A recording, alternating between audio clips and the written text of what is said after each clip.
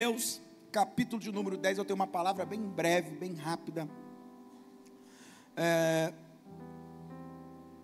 aquela palavra punhal. Curta, mas o corte é profundo. Rápido e curto. Punhal não, bisturi. Vamos lá. Hebreus 10, eu vou ler apenas 2 versículos. 38 e 39, Hebreus 10, 38 e 39. O sobrenatural e a simplicidade de viver pela fé. Mas o justo viverá pela fé. E se ele recuar, a minha alma não tem prazer nele. Ou em outras traduções, não se agrada dele. Nós, porém, somos daqueles que retiram para a perdição, mas daqueles que creem, não somos daqueles que retira para a perdição, mas daqueles que creem para a conservação da alma. Versículo 38 e 39 novamente. Mas o justo viverá da fé, e se ele recuar, a minha alma não tem prazer nele. Nós, porém, não somos daqueles que se retiram para a perdição, mas daqueles que creem para a conservação da alma. Amém? Somente até aí, coloque a sua mão sobre o texto sagrado. Vamos falar com Deus. Pai, é a tua palavra, ela é fiel e ela é digna de toda aceitação. Fale conosco, no nome de Jesus. Amém. Amados irmãos, hoje eu quero falar sobre o sobrenatural e a simplicidade de viver pela fé. Viver pela fé é algo simples, mas ela nos leva a viver também o sobrenatural. A Bíblia, ela é enfática em dizer o princípio da fé. É um tema que eu gosto de falar, é um tema que eu já ministrei em outros momentos aqui para a igreja, mas nós precisamos entender sobre o sobrenatural e a simplicidade de viver pela fé. A fé é algo vital na vida de cada um de nós. O texto diz que o justo viverá pela fé. A Bíblia fala que sem fé é impossível agradar a Deus. Então, pastor, como que eu faço para agradar a Deus? Fé. Se eu sou uma pessoa que não tenho fé, eu sou uma pessoa que eu estou desagradando a Deus. O que nos move na nossa fé, na nossa vida, e esse é um princípio que nós estamos falando aqui, que nós falamos aqui no momento da oferta, que Deus é que nos move. A Bíblia, nós falamos que o primeiro lugar é o reino de Deus. É isso que nós falamos? Nós falamos que a primeira coisa na nossa agenda tem que ser Deus. A primeira coisa e a última coisa tem que ser a presença de Deus. Tudo que nós vamos fazer, nós temos um ponto de apoio. Nós temos uma nascente, e essa nascente é a presença de Deus na nossa vida. Tudo que nós vamos fazer, nós temos um norte, e esse norte é Deus na nossa vida. Por que eu estou falando isso? Para muitos, a sua nascente, para muitos, os seus sonhos, para muitos, os seus objetivos, o seu alicerce, são as suas riquezas, são os seus negócios, são a sua carreira. Não, pastor, a prioridade é a minha carreira. Você já viu alguém falar isso? A prioridade é o meu sonho particular. Mas para quem vive pela fé, a nossa prioridade primeiramente é Deus. Porque eu encontro com pessoas dizendo, não, a minha prioridade é a minha carreira. A prioridade é os meus sonhos. Eu sou contra a carreira, não. Eu tenho formação, eu tenho faculdade, eu tenho profissão também, irmão. Eu tenho outras carreiras também na minha vida pessoal. Eu sei disso. Mas todas elas se submetem a uma principal, que é viver pela fé. Eu tenho outras profissões, eu tenho outras carreiras, eu tenho outros negócios, mas tudo isso tem que se submeter a uma fé em Deus. Porque sem isso nada existe. Quem está entendendo, diga amém. O que adianta você ter um sonho se Deus não está dentro desse sonho? O que adianta você ter uma carreira linda? O que adianta você ter sucesso naquilo que Deus não aprovou? Você pode ser até bem sucedido, entre aspas, mas a presença de Deus não está lá. Aí eu lembro de Davi e Saul. Quando Saul percebeu que ia perder o trono, ele queria buscar a presença de Deus, porque ele não poderia perder o trono. Davi, quando percebeu que ia perder a presença de Deus, ele entregou o trono. Eu não quero o trono, eu quero a presença. Ah, meu Deus, alguém pegou essa palavra aqui hoje? Tem muita gente que está com medo de perder o trono e vai buscar a presença de Deus. Mas Davi estava com medo de perder a presença de Deus. Eu não quero saber de trono coisa nenhuma. Pode levar trono, pode levar carro, pode levar prata, pode levar ouro, pode levar toda a riqueza, mas uma coisa eu quero: não leva de mim a tua presença. Mas alguém pegou essa palavra aqui hoje? Meu irmão, eu não estou preocupado com posição social, eu não estou preocupado com reputação, eu não estou preocupado com aplauso. Uma coisa que eu peço: Deus, não retire a tua unção sobre as nossas vidas, não retire uma unção. Tem alguém aqui que ama a unção de Deus sobre a tua vida? Não adianta ter sucesso em coisas que Deus não aprovou. É melhor você não ser reconhecido na terra, não ser reconhecido pelos homens, mas os céus sabem o teu nome, o céu sabe quem você é. Alguém pega esta palavra aqui hoje e quer ser reconhecido pelo céu? Tem alguém aqui que quer ser reconhecido pelo céu? Levante a sua mão, reage dando um brado de glória ao Senhor. É inadmissível ver uma geração que está preocupada em ser reconhecido pelos homens. Estão preocupados com reconhecimentos humanos, reputação. Isso não é problema, mas essa não é a nossa prioridade. Os homens podem te reconhecer, podem te honrar. O que nos impulsiona é a nossa prioridade em se moldar à vontade de Deus. Vai ter momento que você vai abrir mão às vezes dos seus próprios sonhos para falar assim: eu me submeto à vontade de Deus. E sabe quando que a gente se sente verdadeiramente realizado? Quando a gente abre mão dos nossos sonhos e abraça os sonhos de Deus. No primeiro momento a gente sente dor. Primeiro momento a gente se sente frustrado. Primeiro momento a gente se sente incomodado. Mas depois a gente entende: foi a melhor coisa que aconteceu, foi me submeter à vontade de Deus. Irmãos, às vezes a gente tem que escolher qual é o preço que a gente quer pagar. O preço de não abraçar a vontade de Deus, ou o preço de fazer a vontade do Senhor. Escute isso aqui que eu vou falar. Nós precisamos escolher o preço que a gente quer pagar. O preço de abrir mão dos nossos sonhos e abraçar os sonhos de Deus, ou o preço de abrir mão dos sonhos de Deus e viver os nossos próprios sonhos. Dos dois jeitos nós vamos pagar um preço muito alto, mas vale a pena pagar o preço para viver os sonhos das vontades de Deus. Agora tem um porém: abrir mão dos seus sonhos e abraçar os sonhos de Deus é negar a si mesmo em muitos momentos, é se sentir frustrado em muitos momentos, é sentir dor em muitos momentos, é sentir angústia, mas você fala assim: vale a pena porque eu estou debaixo da vontade de Deus. Mas você sente dor, mas sente paz. Você sente dor, mas você sente a presença de Deus. O que adianta você estar feliz por um lado, mas você perdeu a paz, porque não tem mais a presença de Deus na sua vida? Eu prefiro perder tudo, mas ter a paz e a presença de Deus na minha vida, do que ficar felizinho, sendo aplaudido por todo mundo, e Deus dizendo assim: eu não aprovo isso. Minha presença não vai com você. Como Moisés diz: eu só irei se a sua presença for comigo. Alguém está entendendo? Diga amém aqui. Só quem experimentou a presença de Deus se entende o que eu estou falando aqui hoje. Só quem já experimentou a glória de Deus está entendendo o que eu estou falando aqui hoje. Se você não experimentou, hoje é uma noite de você ser encharcado pela glória de Deus. Eu quero profetizar aqui essa noite.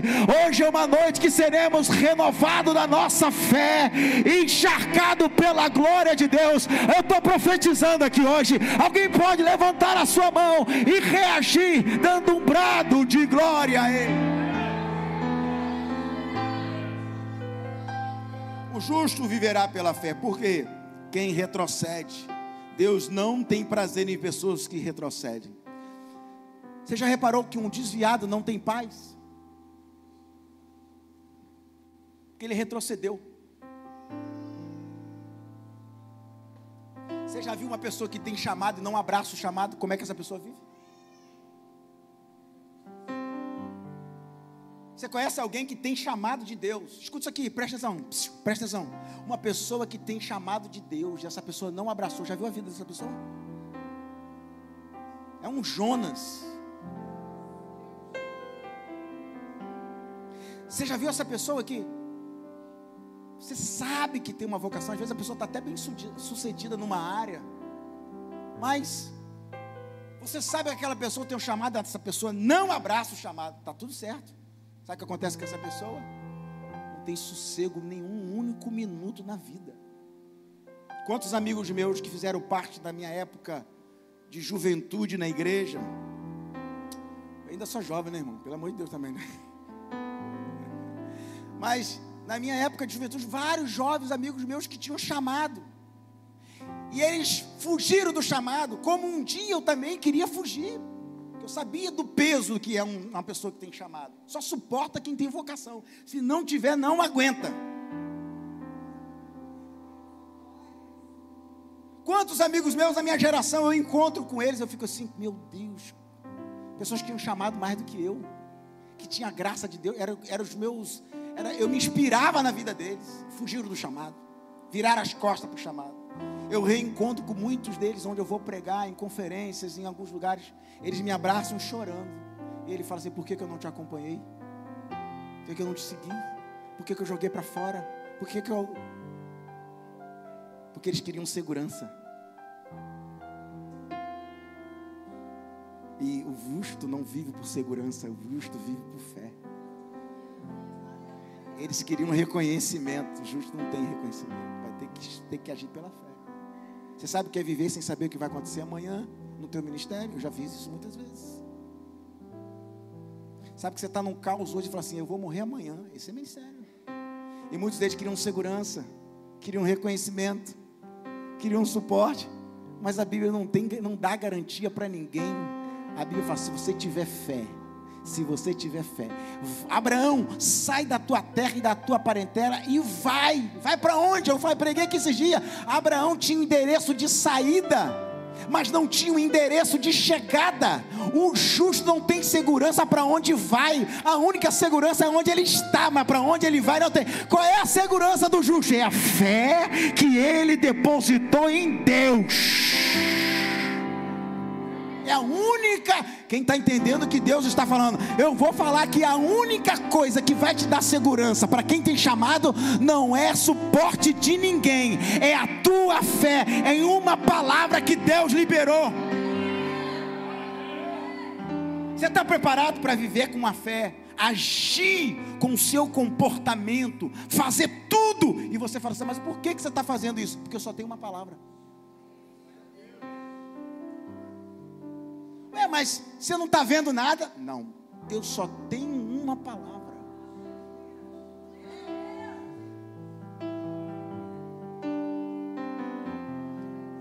E ouça, o Senhor não se agrada daqueles que retrocedem. Lembra da mulher de Ló? Deus falou assim, ó, sai todo mundo, mas ninguém olha para trás. Não retrocedam. Quando a mulher de Ló olha para trás, ela virou uma estátua de sal. Sabe por que muitas pessoas estão paralisadas na sua vida e não conseguem avançar? Porque querem avançar olhando para trás. Não, e tem gente que fica olhando para trás até pensando em coisa boa. Antigamente Deus me usava. Antigamente eu era uma bênção. Você virou uma estátua de sal, espiritual e emocional, porque a sua vida é só olhando para trás, seja de coisas ruins, seja de coisas boas. O nosso passado às vezes entulha o nosso futuro de tanta gente olhar para trás. Por que você acha que o vidro do carro para-brisa é maior do que o retrovisor?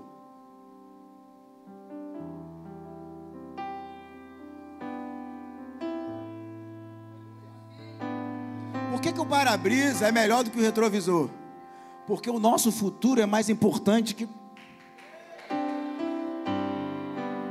Porque o nosso futuro é mais importante que o nosso passado. Então eu estou olhando para frente porque é mais importante. De vez em quando eu dou só aquela olhadinha assim para pegar uma referência. Eu estou dirigindo, o mais importante é o que vem pela frente. De vez em quando eu dou uma olhadinha assim no retrovisor, só como referência. Passado não é lugar para você ficar. Passado é só uma referência daquilo que você não pode fazer mais.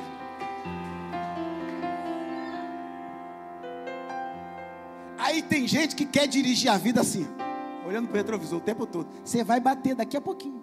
Por quê? Porque a sua referência virou o passado. Porque os teus olhos estão só no passado. E por isso que tem gente se batendo o tempo todo, se machucando o tempo todo, se acidentando o tempo todo. Sabe por quê? Porque parou de olhar para o para-brisa e ficou olhando para o retrovisor. E hoje Deus manda liberar uma palavra que hoje o seu futuro será melhor do que o teu passado.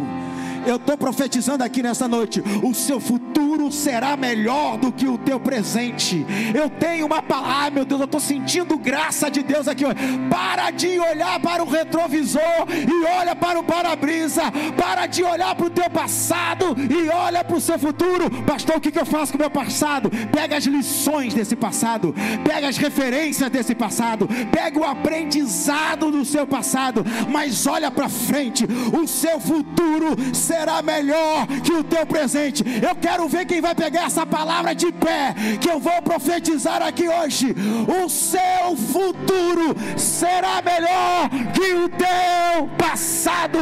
O seu passado já passou, já acabou, mas para cada mão levantada, para cada vida que está de pé, eu tenho uma palavra liberada. Receba essa palavra aqui hoje. O seu passado não vai afogar o teu futuro, não vai destruir o teu futuro, mas tem uma palavra do inferno. Deus está quebrando toda a sentença do inferno hoje e está liberando uma palavra de vida.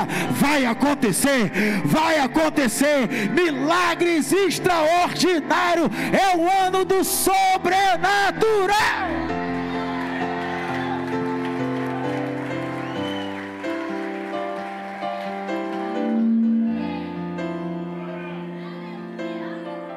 Eu creio em palavra profética liberada do altar.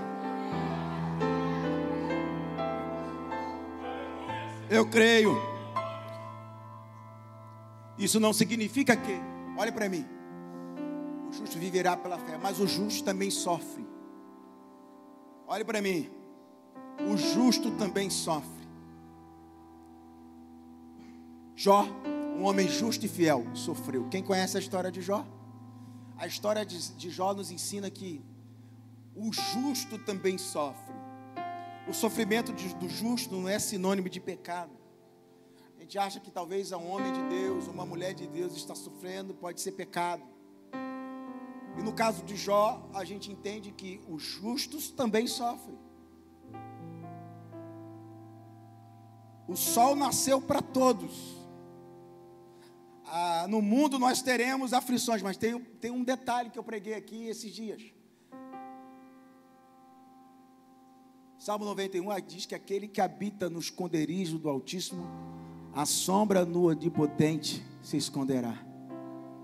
Ou seja, se você habita no esconderijo do Altíssimo, existe o Onipotente te escondendo, te protegendo. Você vai passar por luta, mas existe o cuidado de Deus sobre a sua vida.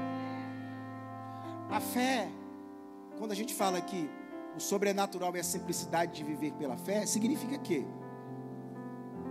quando esse sobrenatural ainda não se manifesta, a fé que você tem no Senhor te ajuda a suportar as tempestades da vida, porque aquilo que você não pode mudar, Deus te dá força para suportar. Então você olha para o apóstolo Paulo e ele fala assim: eu aprendi a viver contente. Esse é o presidente do fã-clube do apóstolo Paulo, está aqui, Sully.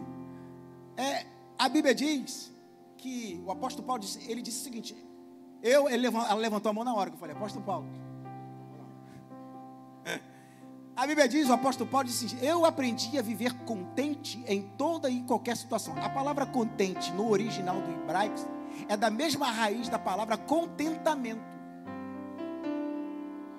E também é da mesma raiz da palavra contente, que é alegria. Ele tinha contentamento e alegria, e ele diz, em toda e qualquer situação, você ia viver abatido, você ia viver na escassez, e sei a viver na abundância.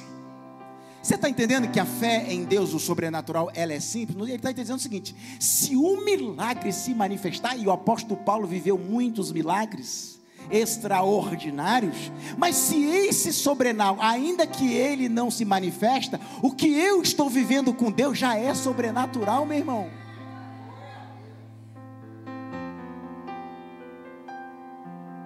Escute isso aqui que eu estou querendo dizer para você.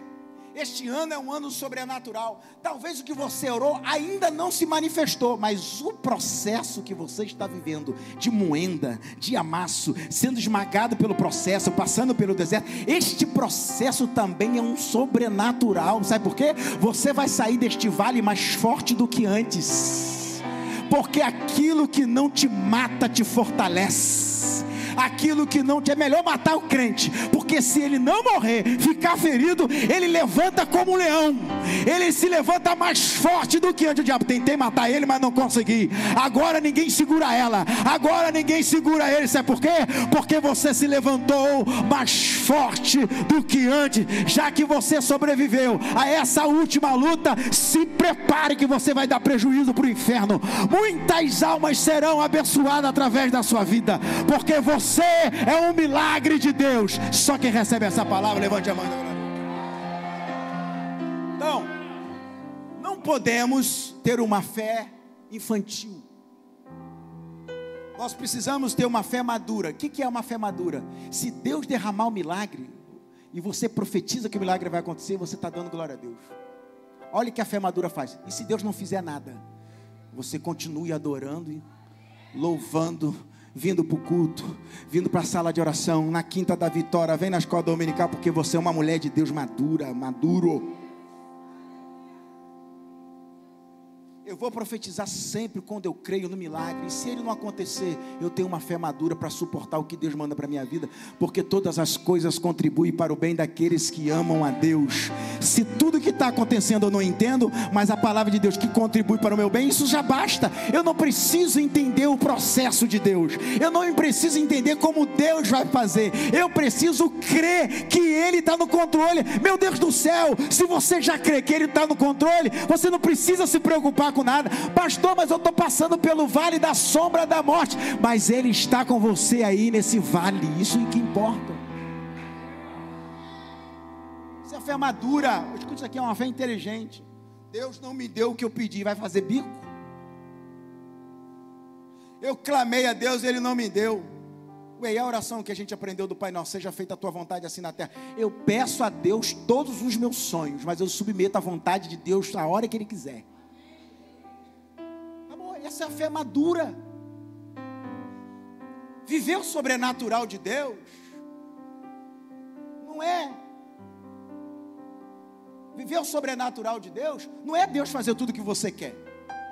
Viver o sobrenatural de Deus, pode ser que Deus faz aquilo que você pediu, mas se Ele não fizer, viver o sobrenatural de Deus é viver aquilo que Ele tem para você. Nós vamos profetizar a bênção, nós vamos profetizar o sobrenatural. Amém. E se isso não acontecer, o sobrenatural de Deus continua acontecendo. Você está sentado nesse culto, respirando, recebendo essa palavra vai te segurar durante uns 3 meses ainda. Você crê nisso? Isso já é o sobrenatural de Deus que Deus está liberando para você. O sobrenatural de Deus é essa presença que você está recebendo agora. O sobrenatural de Deus é essa palavra que você está recebendo, e amanhã você vai evangelizar alguém. Isso já é o sobrenatural. Abraão foi considerado o pai da fé. E o que a gente aprende com Abraão? É que há momentos que a gente tem que dar um passo de fé. O que significa isso? Há alguns momentos da nossa vida, escute isso aqui: Deus não vai colocar o chão, mas a gente vai ter que pisar. Primeiro, porque mais importante que o chão é a presença. Então, se eu tenho certeza que a presença de Deus está indo comigo, primeiro eu levanto o pé, coloco o pé, e depois Deus coloca o chão. Pastor, agora pega essa aqui, desceu fresquinha aqui. E se eu, quando pisar e não tiver o chão, Deus não coloca o chão, é sinal que Deus quer que você voe. Não, vou embora, vou encerrar essa pregação aqui agora. Pelo amor de Deus. Ah, não, irmãos. Não, eu quero mais gente dando glória a Deus aqui hoje. Pastor, e se eu pisar, Deus não coloca o chão? Porque o Senhor pregou dizendo que primeiro a gente pisa, Deus coloca o chão. Eu pisei, não tem um chão. É porque Deus quer que você voe. Não precisa. Ah, não. Alguém recebe esta palavra aqui hoje? Quem vai voar na presença de Deus aqui nessa noite? Eu não acredito que você está sentado. Quem vai voar se você não crê, fica sentado. Se você crê, fica de pé e dá um glória a Deus. Só quem vai voar na presença de Deus. Quem são as águias que vão voar na presença de Deus? Pastor, eu pisei e não tem chão. Mas Deus então fala assim: agora tá, meu filho, na hora de andar mais. Agora você vai dar o voo da águia. Só quem recebe essa palavra aqui hoje. Eu preciso de 10 pessoas dando glória a Deus, pelo menos aqui hoje. Se você não crê nessa palavra, fecha a sua boca. Mas se você crê, libera uma palavra do tamanho do teu sonho, do tamanho do teu projeto.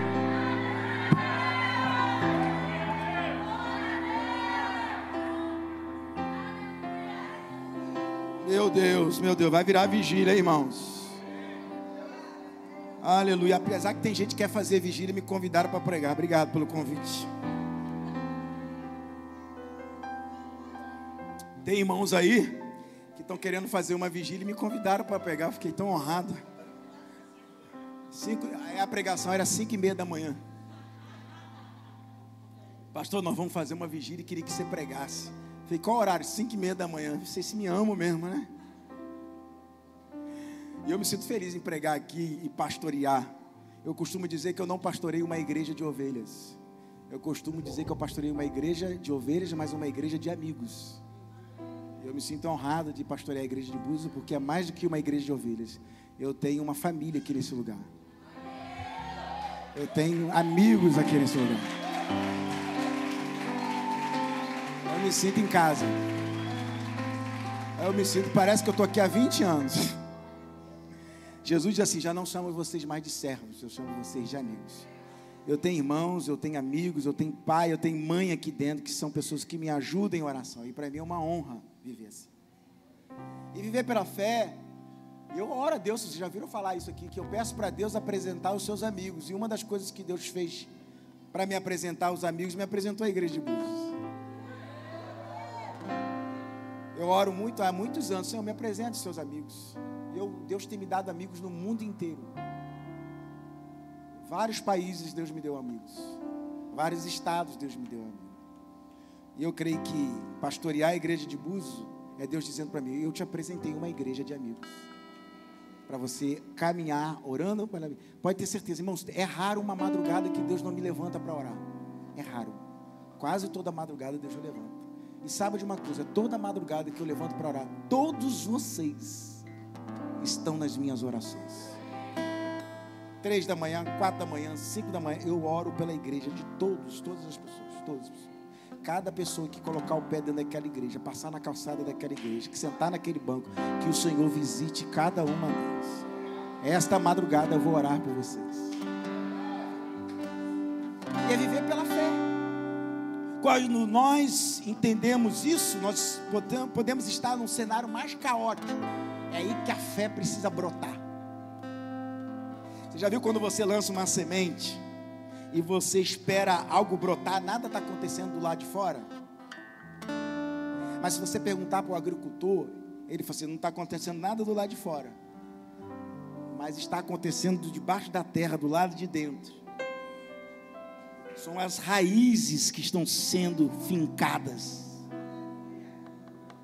Talvez quem está olhando para você não está vendo nada acontecer do lado de fora, mas Deus está brotando algo do lado de dentro. Vai chegar o momento que Deus vai expor a unção que Ele está colocando na tua vida.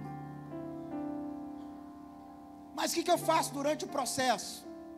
Não perca a fé e se alegra na presença do Senhor. Abacuque capítulo 3, versículo 17 e 18 diz assim: ainda que a figueira não floresça, nem que haja fruto na vide, ainda que o produto da oliveira minta, os campos não produzam mantimento, ainda que as ovelhas da malhada sejam arrebatadas e os currais não haja mais gado, todavia eu me alegrarei no Senhor e exultarei o Deus da minha salvação.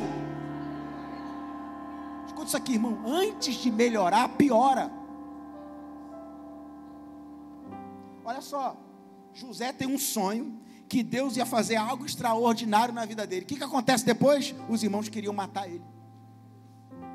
Aí qual é a nossa revolta? É que você vai no culto de oração, levanta o profeta e entrega um recado, no outro dia dá tudo errado.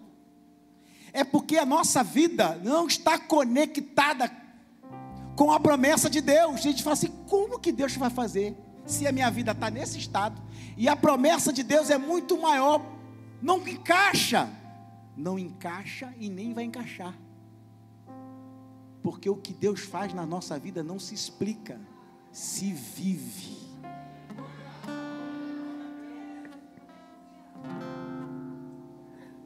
Por quê? Porque se você entender que encaixa, se você entender que tudo vai dar certo, se você entender que está tudo, não é milagre,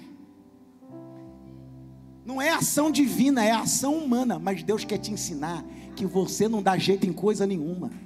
Deus quer te ensinar que tudo que você fizer não vai resolver nada. É o sobrenatural de Deus, na simplicidade da nossa fé, que se manifesta. Tem alguém entendendo o que o Senhor está falando aqui hoje?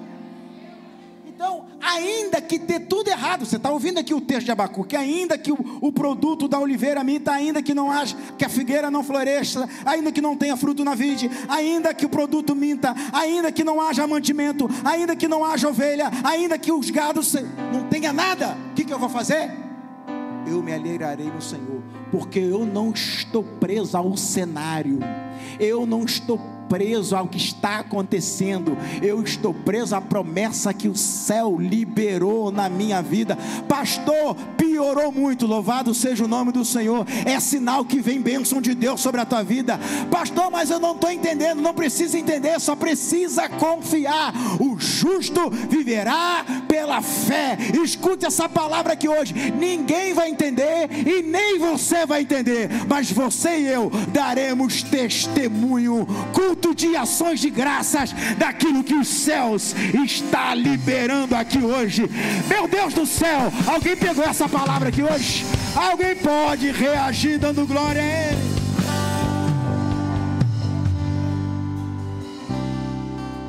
Agora, viver pela fé vai exigir de nós renúncias. Diga comigo, renúncias. Eu não conheço mulher de Deus, homem de Deus, que não tenha que viver diariamente uma vida de renúncias. Você é chamado por Deus? Eu não estou falando de ser chamado. Tem alguém aqui que Deus vai chamar para ser pastor, missionário. Aí a renúncia, irmão, você prepara, você não tem mais vida própria, não tem mais privacidade.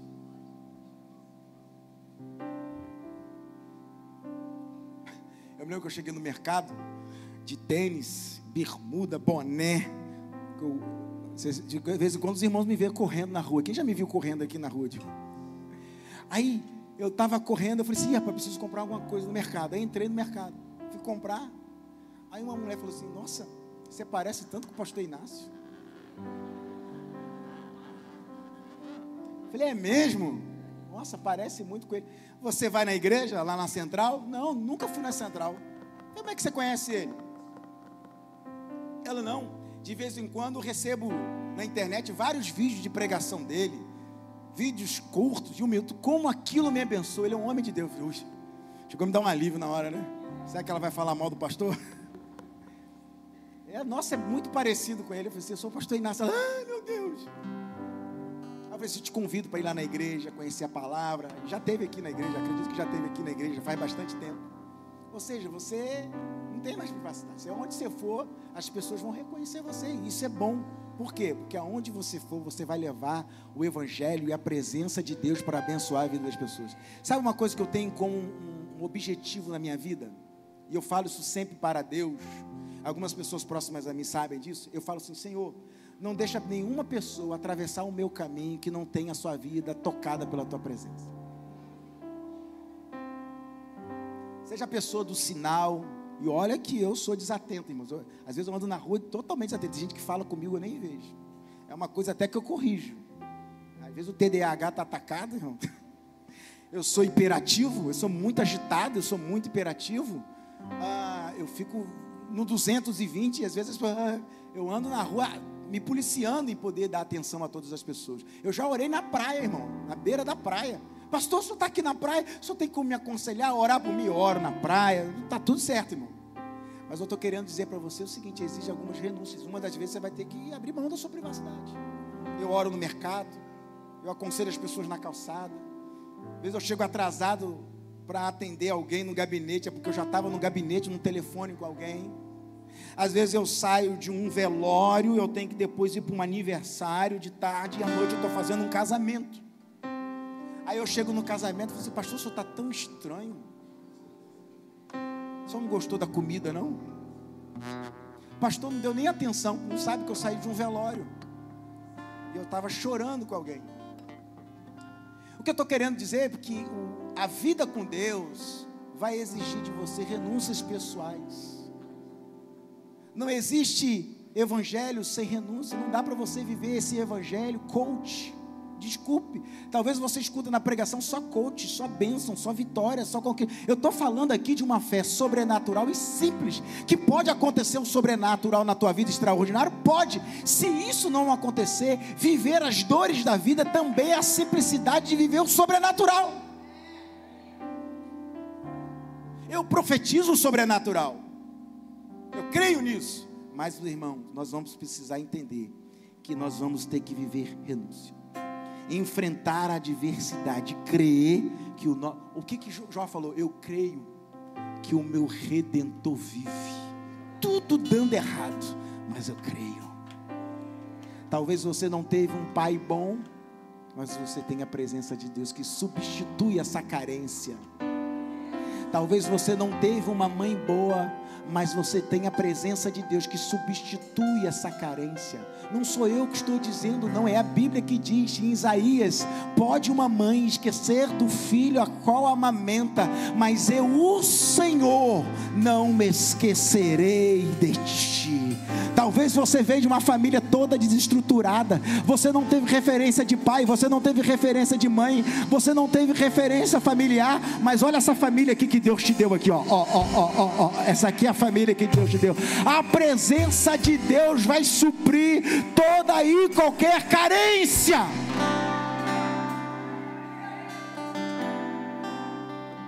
Eu não tive a família igual a família de fulano. Você vai começar através de você a família dos seus sonhos.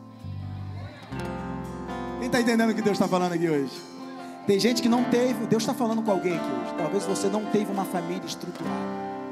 Talvez você não teve ninguém para abrir portas para você.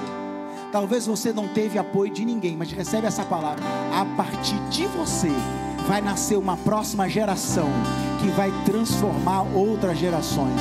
A partir de você, a sua casa vai ser transformada. A partir de você, a sua família será abençoada. Meu Deus do céu, alguém pode ficar de pé, adorando o nome do Senhor. Vamos agradecer a Deus aqui nessa noite. Oh, aleluia!